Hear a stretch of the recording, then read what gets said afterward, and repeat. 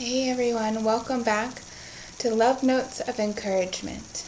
My name is Claire, and during these uncertain times, these are just my way of sending a little love, encouragement, and positivity out into the world.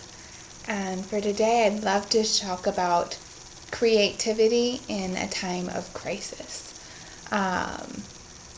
This topic really has been on my mind a lot recently as we enter into our third week of quarantine, home quarantine, and we are having to shift and change and evolve things here at home. And one of the things that has been shifting and changing is this relationship and experience that I'm bringing to awareness of consumerism versus being a creator, of just how much I relied on my ability to consume to sustain me throughout my day. That if I had a desire or an impulse or a need arise, that my first instinct was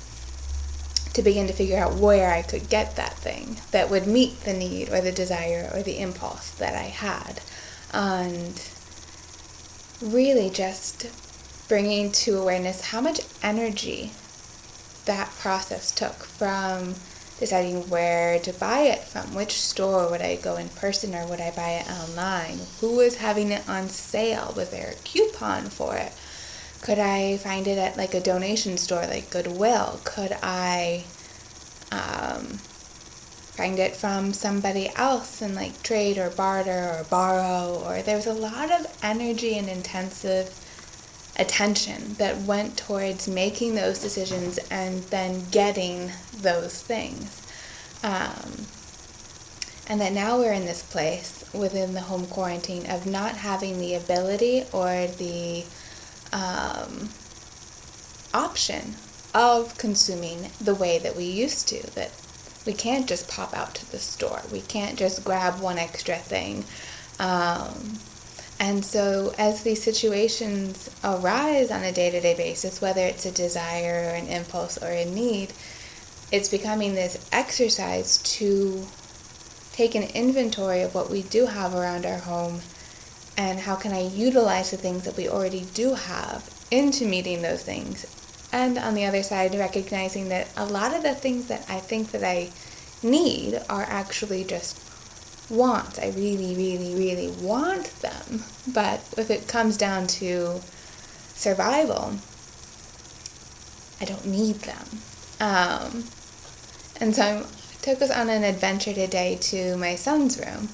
Not because there's anything particularly special or noteworthy in here, but just that it's an example of one of the creative exercises that I've gone through recently.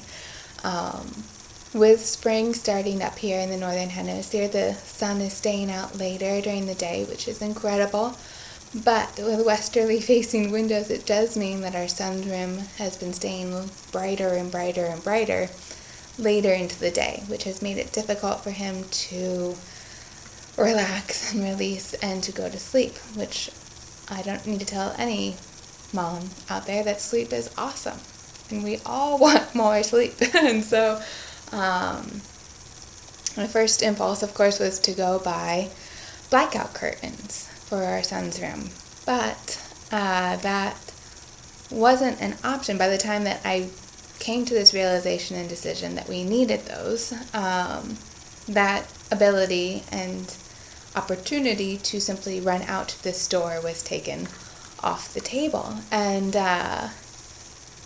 so then it became an exercise in looking around our home and saying, what do we have? We have this need. I feel like it's an actual need now. What do we have that can meet that? And then it was really interesting to feel my brain start to work a little differently, to challenge itself. And I love this article from Psychology Today about creativity, where they say that, an act of creativity can be grand and inspiring, such as creating a beautiful painting or designing an innovative new product. But an idea doesn't need to be artistic or world-changing to count as creative. That life requires daily acts of ingenuity and novel workarounds. And in this sense, almost everyone possesses some amount of creativity. And I think that that's just so fitting for this time that we're in, where we are home. We are home-based, we are home-bound. For the safety of ourselves and for others, it's the best decision to make. And so as we look forward, whether it's 1 week or 2 weeks or 10 weeks, whatever it ends up being, we are going to be called up to become more creative and to reactivate that creator within us, that to shift ourselves and our culture from being a mainly consumer-based culture, the instant click, instant buy, get it shipped to your house, 2 days free shipping kind of personality, to a personality who first looks inward and says, okay, this is a challenge. What do I already have? What skills do I possess? What acquisitions do I already have that I can kind of make this a workaround? And so behind me, you'll see my most recent workaround.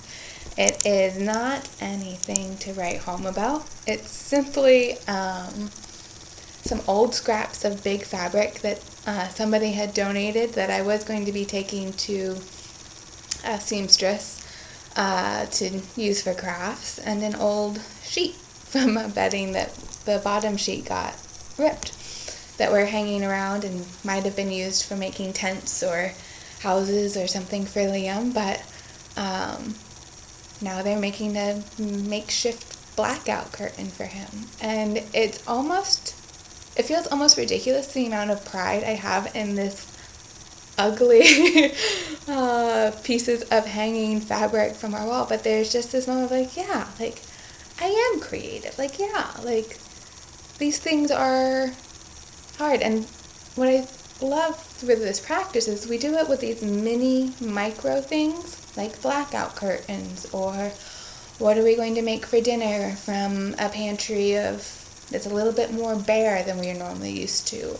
What are we going to do for our activities with our kids? These moments of mini creative challenges, sometimes larger creative challenges it feels like in the moment, prepare us to be able to handle bigger challenges. Like, what will our society look like after this? How will we restructure?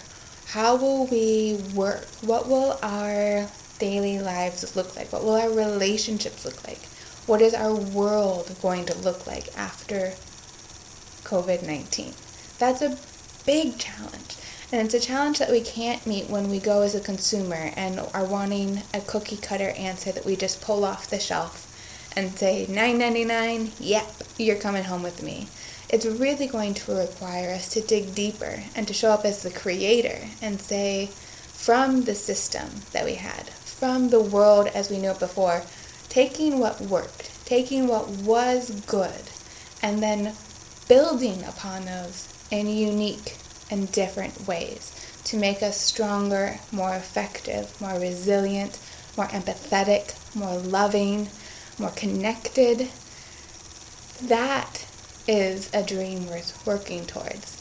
And it's these little mini activities that we get to do here at home that when we are able to reconnect at the end of this and give everybody a big old hug in person, we're coming at it from a role of a creator. And we can all pair our powers together, bringing our own unique gifts, and together building a world that